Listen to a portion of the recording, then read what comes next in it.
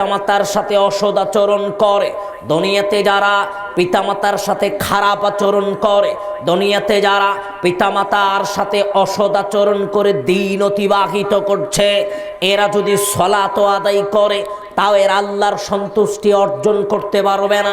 এরা যদি তাহাজ্জুদ গুজারি মানুষ হয় তাও আল্লাহর সন্তুষ্টি অর্জন করতে পারবে না। এরা যদি 10-15 বার হজ করে তাও আল্লাহর সন্তুষ্টি অর্জন করতে পারবে না।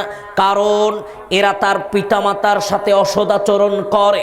পিতামাতার সন্তুষ্টি যারা অর্জন করতে পারে না, পিতামাতার সাথে যারা খারাপ আচরণ করে, পিতামাতার গায়ে যারা হাত উঠায়, পিতামাতার ভরণ পোষণ যারা নিতে বহন করতে রাজি নয়, এই সমস্ত মানুষ আল্লাহর সন্তুষ্টি অর্জন করতে পারবে না।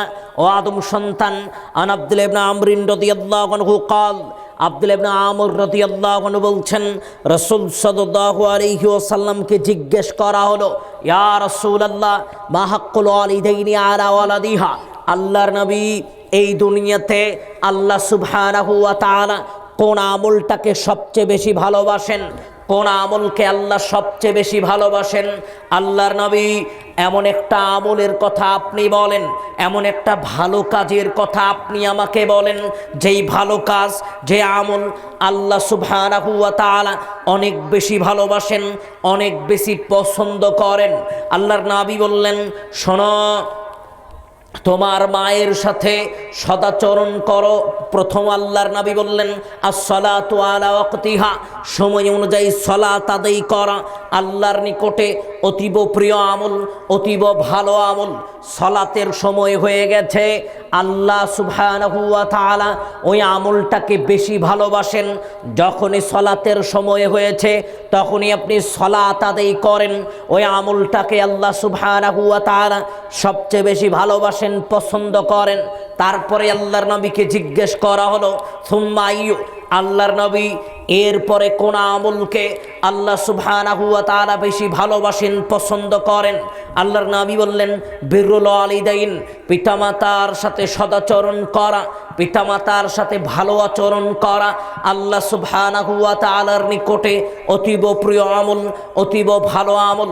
মুসলমান, আপনাকে যেটা বলতে চাচ্ছিলাম, আজকে আপনি বলছেন, হুজুর আমার মা তো রাত দিন আমার স্ত্রীর সাথে ঝগড়া করে, আমার মা ভালো মানুষ না, এজন্যই আমার মাকে বাড়িতে রাখিনি। হুজুর আমার মা রাত দিন আমার আহল পরিবারের সাথে ঝগড়া বিবাদে লিপ্ত হয়, এজন্যই আমার মাকে বাড়িতে রাখতে পারি না।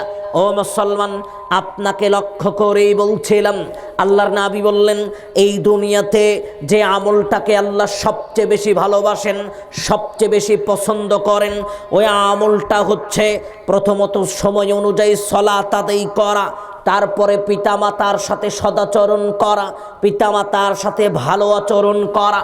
আজকের মুসলমান পিতামাতার সাথে সদাচরণ করতে চায় না। আজকে বলে, হুজুর কি করব, হুজুর আমার মা তো রাত দিন আমার স্ত্রীর সাথে ঝগড়া করে, হুজুর কি করব, আমার মা তো রাত দিন আমার সন্তানদেরকে গালিগালাজ করে, আমার মা রাত দিন আমার আহাল পরিবারের স্ত্রীর সাথে ঝগড়া বিবাদে লিপ্ত হচ্ছে, শ্বশুর শাশুড়ির সাথে ঝগড়া বিবাদে লিপ্ত হচ্ছে, এজন্য আমার মায়ের আর ভরণ পোষণ বহন করি না, আমার মা কোথায় থাকে, কি খায়, এ খোঁজ খবর আমি রাখি না। ও মুসলমান, আপনাকে লক্ষ্য করেই বলছিলাম। আসমা বিনতে আবি বকর রাদিয়াল্লাহু আনহা قالت, আসমা বিনতে আবি বকর রাদিয়াল্লাহু আনহা একদা একদিন আল্লাহর নবীর নিকটে আসলো। আসার পরে আসমা বিনতে আবি বকর আল্লাহর নবীকে লক্ষ্য করে বলছে, ইয়া রাসূলুল্লাহ, আল্লাহর নবী, কদিমাতা আলাইহা উম্মি, আল্লাহর নবী হঠাৎ আজকে আমার মা আমার নিকটে এসেছে। আল্লাহর নবী, আজকে আমার মা আমার নিকটে এসেছে। আল্লাহর নবী, আমার মা তো আমার নিকটে আসলো। ইন্নাহা মুশরিকাতুন ফি আহদি কুরাইশিন, আমার মা মুশরিকদের ভিতরে অন্যতম একজন ব্যক্তি। আল্লাহর নবী, আমার মা তো আজকে আমার নিকটে আসলো, আমার মা ইসলাম অপছন্দ করে, ইন্নাহা রাগিবাতুন, ইসলামের ব্যাপারে আকৃষ্ট নয়, আমার মা ইসলাম গ্রহণ করতে চায় না। আল্লাহর নবী, আফাসিলুহা, আজকে তো আমার মা আমার নিকটে এসেছে, আমি আমার মায়ের সাথে কেমন আচরণ করব? আল্লাহর নবী, আমার মা তো আমার নিকটে আসলো, আমার মা তো মুসলমান না, আমার মা তো ইসলাম কবুল করেনি, আমার মা ইসলাম যারা কবুল করেছে তাদেরকেও পছন্দ করে না আল্লাহর নবী। কিন্তু আমার মা তো আমার নিকটে আসলো, আমি আমার মায়ের সাথে কেমন আচরণ করব, কেমন ব্যবহার করব। এরপরে আল্লাহর নবী বললেন, শোনো আসমা বিনতে আবি বকর সিলিহা, তোমার মায়ের সাথে তোমাকে সদাচরণ করতে হবে, ভালো আচরণ করতে হবে। কেন সদাচরণ করবেন, কেন ভালো আচরণ করবেন?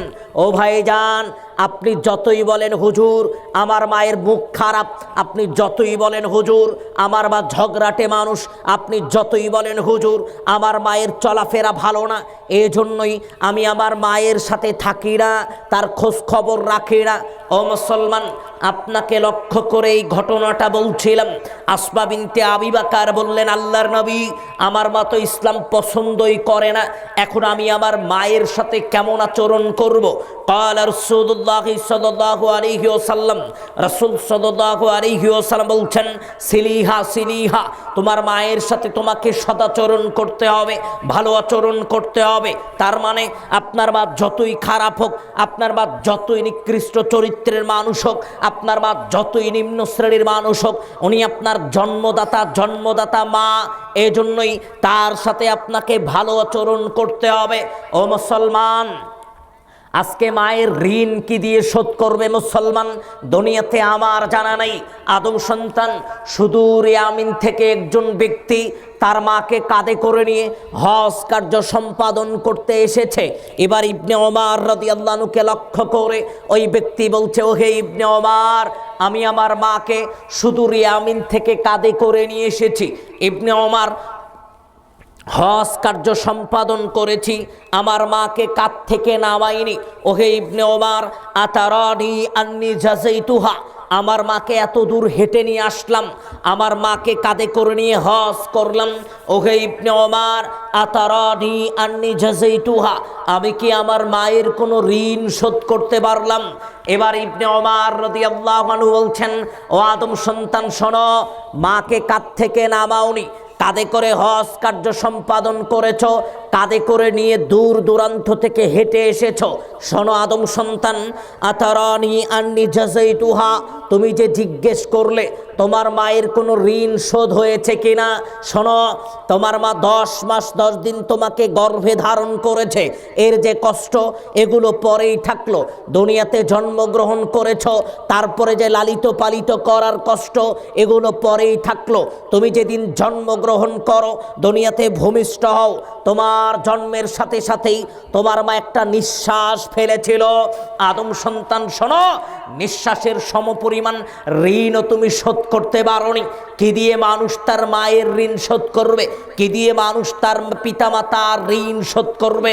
আপনাকেই বলতে চাচ্ছিলাম ও মুসলমান, জি হ্যাঁ ভাইজান, আপনাকে বলতে চাচ্ছিলাম, আপনার মা যেই দিন আপনাকে পেটে অনুভব করেছে ওই দিন থেকে তার চলাফেরা আলাদা। আপনার মা পছন্দের খাবারকে ছেড়ে দিয়েছে। কেন? ওই খাবার খেলে আপনার সমস্যা হবে।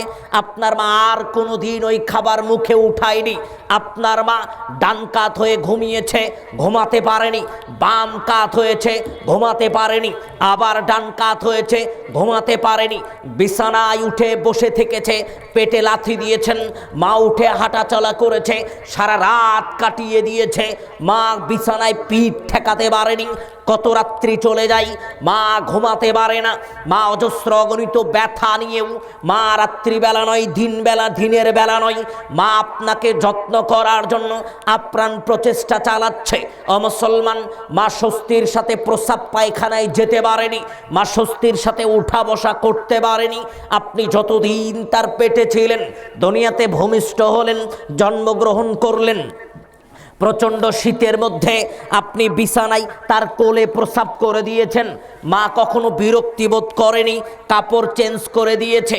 আধা ঘন্টা পরে আবার প্রস্রাব করেছেন, মা আবার কাপড় চেঞ্জ করে দিয়েছে। আবার আধা ঘন্টা পরে আবার প্রস্রাব করেছেন, মা আবার কাপড় চেঞ্জ করে দিয়েছে। এক রাত্রে যদি 100 বারও কাপড় চেঞ্জ করে দিতে হয়, তবুও পৃথিবীতে কোনো মা তার সন্তানের উপরে রাগ করে না। ও মুসলমান, কি দিয়ে বোঝাবো আপনাকে আপনার মায়ের মর্যাদা? আজকে আপনি ওই মাকে আলাদা করে দিলেন কেন? পাতিল থেকে বাতিল, চুলা থেকে পাতিল নামানোর পরে আপনার মা দূর দূরান্ত থেকে আপনাকে টেনে এনেছে। কেন এনেছে? আপনি মাঠে খেলাধুলা করছিলেন, আপনার মা বাড়িতে টেনে এনেছে, আগে ভাত খা বাবা তারপরে খেল। আপনাকে টেনে আনার পরে ওই পাতিল থেকে ভাত উঠানোর পরে আপনাকে আগে খাইয়েছে।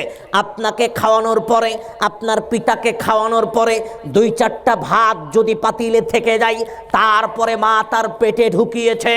ও মুসলমান, আজকে একবার মাকে জিজ্ঞেস করে দেখবেন, ও মা, যারা অভাবী মানুষ, অভাব অনটনে দারিদ্রতার মধ্যে যাদের দিনাতিপাত হয়েছে, ওরা তাদের মাকে জিজ্ঞেস করতে পারে, ও মা, কতদিন তুমি জীবনে না খেয়ে থেকেছ? কতদিন দিনের পরে দিন, সন্ধ্যার পরে সন্ধ্যা, বেলার পরে বেলা তুমি না খেয়ে থেকেছ? একবার আপনার মাকে জিজ্ঞেস করতে পারেন মুসলমান। আজকে ওই মা আপনার কোথায় থাকে, কি খায়, ও খোঁজ খবর আপনি রাখেন না। 3টা ডিম রান্না করেছে, মা আপনাকে একটা দিল, আপনার পিতাকে একটা দিল। একটা ডিম মায়ের নিজের ভাগের, মা সেটা খায় না, মা ওটা রেখে দেয়।